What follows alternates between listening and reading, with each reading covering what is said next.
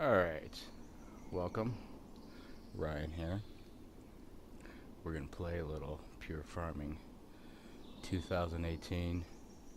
Mostly this is kind of just a test for me to see if the recording is going to stop on its own or if I have to actually pay attention at time. This tractor behind me here is from the new update. Just got that a little bit ago. Probably should know how to pronounce it because I've took a bunch of German, but Dude's Far. It's a pretty decent tractor. I haven't had it long enough in any of my games to know how it does on fuel, but it's about mid-range it shows for the statistics for in the shop, so it should be decent. This video might not be all that exciting because I just gotta plow or cultivate 3 fields over here. This game that I got going right now is going to be my crop only game. I'm running a bunch of tests to see what's going to be most profitable. That being said, I also probably waste money I don't need at times, so I could save money in some areas. But if you go to your trusty old tablet here in the statistics, go down to your old farm economy, you can see I'm far from profitable yet, but I'm only on top corner left, day 8. So I've only turned over the fields twice, I think. Bought a bunch of equipment and started all of these games with $100,000. Sold off any unnecessary equipment that you start the game with that I didn't need or want, and then basically went from there. And so like I said, I see up top I got $899 because I just went and bought that tractor and a couple other things, but you'll see here that I've only sold $17,000 worth of grain so far, and the big one, the potatoes you make a lot of money on. They're all kind of all the crops are kind of a pain in the ass because a lot of work, but potatoes, at least it's worthwhile. And then as you can see, like I said, it's a crop only game, so I got nothing in income from any of these other sources. Then you got your machine usage, that would be for your gas and repairs. Agriculture, that's from all my fertilizer and whatnot. And I like to pay my workers to do the plowing and seeding the potatoes usually, so that's why that's so much.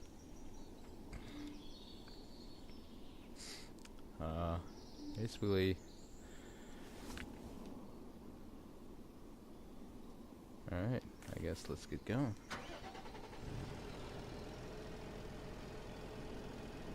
Good little in-car here. You got your dashboard, the speedometers and everything. It actually works. I'm not a farmer, but this all looks pretty realistic to me. Especially whatever videos I have seen, it's of actual real farms. It's pretty spot on as far as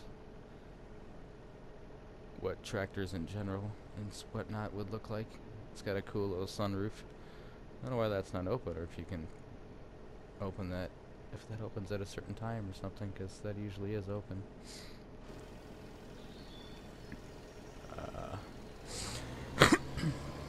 Excuse me. So, cultivating, I usually will try and intentionally on the edge of the field hang it off so I get everything, or try to get everything. This is a pretty powerful tractor, so it's fast. basically, this game, kind of addicted to. Been playing it endlessly.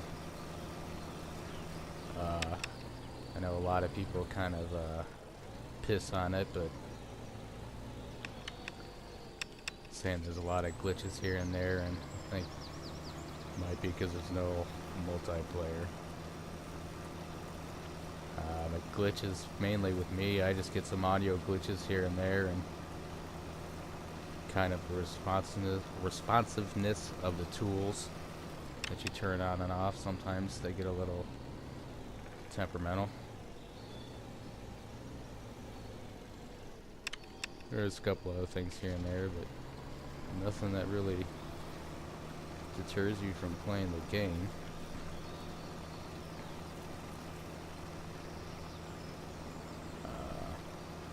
Comparatively, in my opinion, I like this series kind of much better than the Farming Simulator. I'm a newbie to all of them. I bought Farming Simulator 15, 17, and this one kind of all at the same time. Started out with 15 for about a month, and admittedly I did kind of really like that game and was digging it, but then I wanted to test out 17, which is basically just the same game with better graphics and whatnot. So started playing that for a bit, and then when I got back from the vacation I was on, I popped this one in, and honestly kind of blew my mind. And that was before the update they just did, and now after post update it's night and day. It's even better. I kind of like this game more, in my opinion, because it's, once again, I'm not a farmer, but this seems much more realistic to me. The worlds look more like they would in real life, I guess, and same thing with the buildings and everything else. Farming similar games, they obviously excellent graphics, especially when it comes to like the tractors and the tools, but to me, to a degree, it's a little more unrealistic or cartoony. In this game, there's an absolute ton of stuff you can do. I already played through the career mode and beat that. I don't know if I want to do a let's play on that or just a let's play on these random videos, because in the career mode they obviously tell you what to do, so you don't really need any instructions there. But the only thing they don't really tell you or are specific about is you kind of obviously gotta repeat the process and keep working and whatnot in between the activities or whatever you want to call them that they want you to do next, because in some case scenarios you have to buy equipment to do some of the stuff that they want you to do, so you obviously need money to do that. Doing some of the side tasks does help, but I don't know if it necessarily is necessary. Like biggest one is kind of middle beginning of the career. Like when I started playing through the first time, they tell you to plant potatoes. First they tell you to go buy the seeder, and then they tell you to plant potatoes. And then I wasn't really thinking about it, but you can't really pick up and cultivate said potatoes without some form of cultivator, and they never tell you to do that. They just go on to the next step, so that can screw things up, because on my first playthrough it's like wait a minute, what do I do with these potatoes now? So they just basically rotted and had to plow over the field and continue on with that game. But that game ended up getting erased on accident when I was setting up all these other scenarios. So I started again, but which was good because I learned from the first time, so I knew that kind of half pay attention to what they're telling you to do, and you kind of have to do work in between to get money.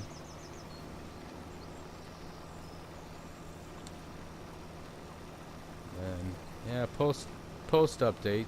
It's like I said, it's night and day. The lighting, the day and night schedule, reflections and everything. It's pretty unreal.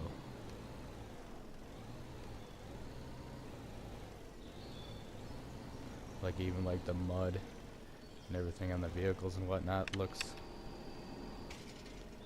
wet and shiny and whatnot.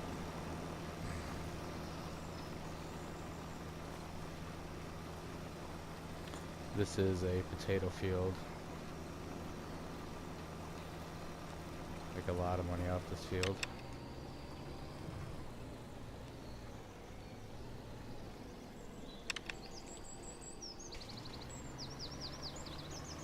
And this is one of the smaller ones. Like I said, this is only day 8, so there's some humongous fields.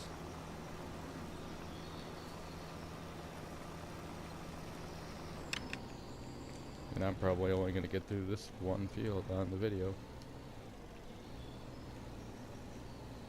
because I think we're getting fairly close to the end of it. See, that's a pain in the ass back there, like when you miss tiny little pieces. And you gotta go back and find it. And sometimes you can't find it.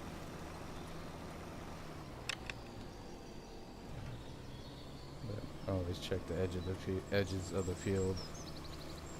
Probably first, because if you're lifting up the tool, you might have lifted up too early or whatnot.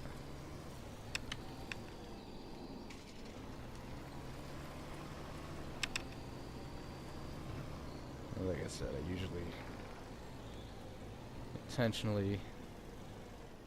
intentionally overlap the edge so it gets the whole edge. And then I kinda, I guess, would do a little bit of the same one, just row to row. Because we'll try and line the tire up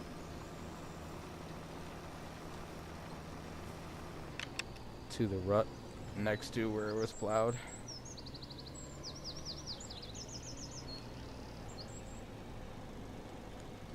So I'll try and get in that rut, and then you're hang it over a tiny bit of where you're already plowed, and just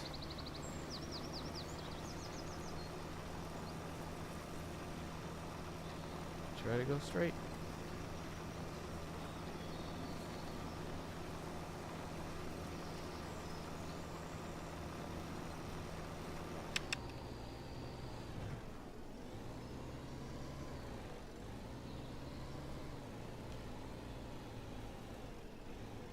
That little box on the right shows you your stats on your field, or you can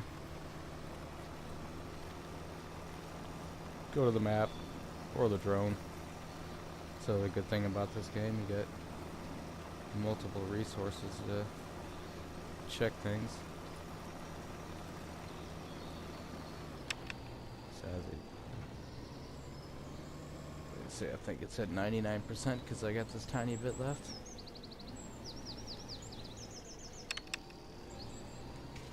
Hopefully I got everything, we'll see. Yep, 100%, so we're done on that field.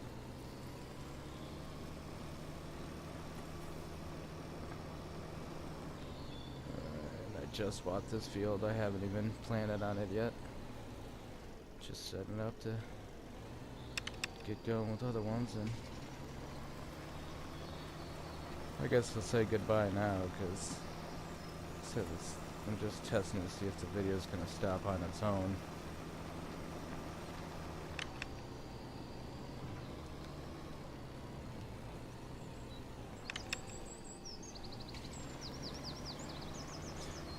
Yeah, I kind of just turn around like that. Like, I don't know if it's good or bad to not start immediately on the rows.